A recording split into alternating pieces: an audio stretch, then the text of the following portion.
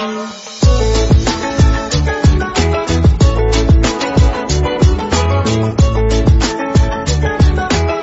The lord.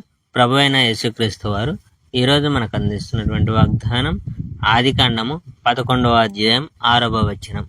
వారు చేయదలిచిన ఏ పని అయినను చేయకుండా వారికి అడ్డంకమేమీ నుండదు.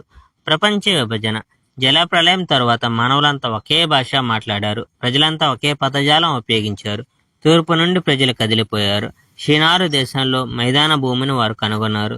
బతుకు తెరువు కోసం ప్రజలంతా అక్కడే ఉండిపోయారు.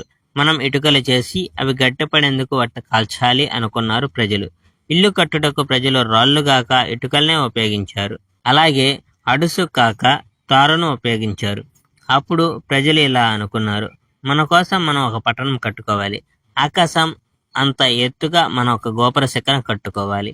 ఇలా కనుక చేస్తే మనం ప్రఖ్యాతి చెందుతాం. ప్రపంచమంతా మనం చల్లా చెదురవకుండా ఒకే చోట మనమంతా కలిసి ఉంటాం. ఆ పట్టణాన్ని, ఆ గోపుర శిఖరాన్ని చుచ్చుటకు యెహోవా దిగి వచ్చాడు. ప్రజలు వాటిని నిర్మిస్తూ ఉండడం యెహోవా చూశాడు. యెహోవా ఇలా అన్నాడు, ఈ ప్రజలంతా ఒకే భాష మాట్లాడుతున్నారు. వీళ్ళంతా కలిసి ఉమ్మడిగా ఈ పని చేస్తున్నట్టు నాకు కనబడుతుంది. వారు చేయగలిగిన దానికి ఇది ప్రారంభం మాత్రమే. త్వరలో వాళ్ళు యోచించినది ఏదైనా చేయగలుగుతారు. అందుచేత మనం కిందకి వెళ్ళి వారి భాషను గలిబిలి చేద్దాం. అప్పుడు వాళ్ళు ఒకరినొకరు అర్థం చేసుకోలేరు.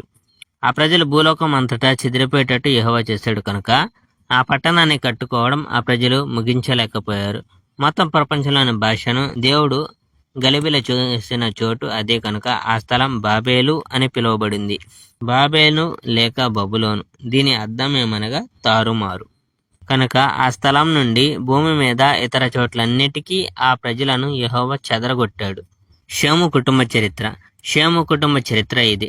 జలప్రలయం తర్వాత 2 సంవత్సరాలకు షేము 100 సంవత్సరాల వయసులో ఉన్నప్పుడు అతని కుమారుడు అర్పక్షదు పుట్టాడు. ఆ తర్వాత షేము 700 సంవత్సరములు జీవించాడు. అతడు ఇంకా కుమారులు కుమార్తెలు ఉన్నారు. అర్పక్షదు 35 సంవత్సరముల వయసులో ఉన్నప్పుడు అతని కుమారుడు షేలాహు పుట్టాడు.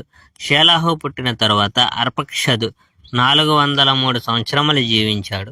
ఆ కాలంలో అతనికి ఇంకా కొందరు కుమారులు కుమార్తెలు పుట్టారు.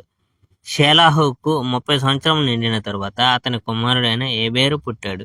ఏబేరు పుట్టిన తరువాత షేలాహు 400 సంవత్సరములు జీవించాడు. 403 సంవత్సరములు జీవించాడు.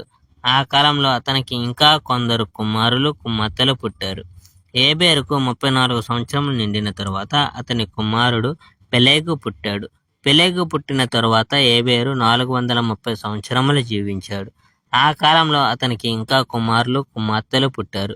Praise the Lord. May God bless our India.